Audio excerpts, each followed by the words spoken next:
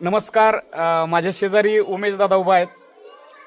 JCB दिसतंय, वरती नाव टाकलेलं आहे. शेजारी प्रांजित दादा, गणेश कांबळे सर, चिलगर सर आहेत. 2 दिवस उमेश दादांनी त्यांचं जेसीबी शाळेमध्ये आणून लावलं. 5 ते 6 वेळा हा माणूस जेसीबीची जागा बदलण्यासाठी हातातील काम सोडून जेव्हा फोन करावा तेव्हा या ठिकाणी हजर झाले. एखादी संस्था, एखादं काम मोठं होतं, पुढं जातं, त्यावेळी त्या कामाला सपोर्ट करणारे अनेक हात असतात. काही माणसं दिसत नाहीत, मात्र त्यांचं योगदान खूप मोठं असतं. त्यापैकीच उमेश दादा एक आहेत. तुम्हाला आठवत असेल, शाळेचा पहिला दिवस होता, प्रवेशोत्सव होता आणि विद्यार्थ्यांनी मस्त एन्जॉय केला होता. जेसीबी मध्ये त्यांची मिरवणूक काढली होती.